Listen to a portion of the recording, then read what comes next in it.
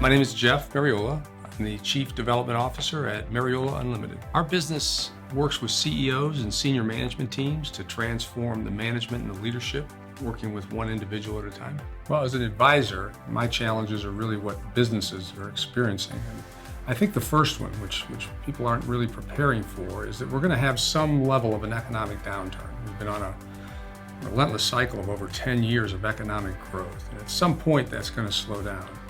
And my concern about that, I think the challenge is that if you look at the workforce, there's over 50% of people that are under the age of 35 now, and they've never experienced a downturn. They've never experienced working in a recession. And I believe that that's going to be top of mind for companies and leaders and managers on working with that and making certain that they can get through it in a way where they come out, ready to thrive in their careers. I think the second challenge for me with businesses is the world is moving so quickly. They often talk about it as VUCA, being very volatile, very uncertain, very complex and ambiguous. That's only going to continue to happen. So how do businesses get their cultures lined up to be able to manage that rapid change? Culture is an area that we spend an awful lot of time working in. And to me, it's simple. It's very visceral. Culture is an emotional connection that the colleagues of the business make, and they make it to the company, I think, in two ways. So as a business leader, if I can align my vision, if my vision is compelling enough that the people that work with me can find their purpose in that, and they can connect their purpose very clear to their future, to the vision of that company, that's the first step towards a pretty engaged culture. And then secondly, where do they find their meaning? And I look to find meaning when I was out in the workforce in the mission of that business. So again, if the mission contains all the elements for me that I get to work in the morning and I feel like I'm ready to knock down walls, I can get tremendous meaning from my work. If you line those two things up, what will happen is that you will have high-performing cultures, because the behavior, the way that people act, they hold themselves accountable.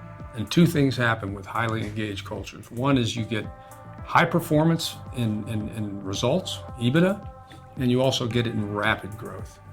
Well, how we stay ahead of our, let's say, competition, or how we differentiate ourselves in the marketplace as advisors. And I use the word advisors as opposed to consultants because to me there is a difference. We take a very holistic approach. What I've learned over the years is if you're working with a manager, you have to look at the whole person.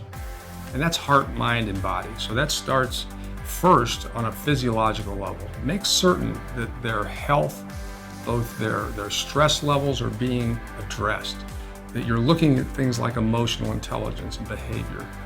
Because if I can start there, I can get an understanding of what really needs to happen with them. You can't make great decisions under stress, so it needs to be dealt with and it needs to be assessed. And then you can work on the behaviors, and those behaviors then will turn into the results that you're getting. But I believe that most of what I see in the advisory circle start with behavior and then move forward. We take a very holistic approach.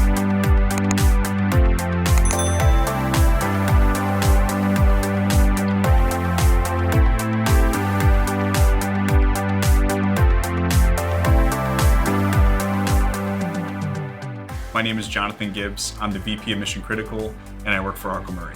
Our company builds data centers. We design and build, so we have the engineering in-house, and we also have the construction know-how. We're a construction manager. I started as an engineer consultant, and then got into the construction know-how, started still designing engineering, and then eventually got into a little bit of management roles, building more responsibility, and landed back at Arco. So the top three challenges that I've faced to my current role, first probably felt industry-wide would be hiring. Finding good talent is pretty tough to do. I think a lot of the companies in our industry are very busy. The second challenge that I think we face is that our projects are spread across the nation. We have projects that are in Silicon Valley, we have projects that are in Dallas, we have got projects that are in upstate New York, and we kind of combat that by strategically opening offices but also designing our project integrated teams to travel. I mean, we really are set up to travel. The third challenge that we have as a company is decrease CapEx budgets from our clients. You know, the markets are ever changing.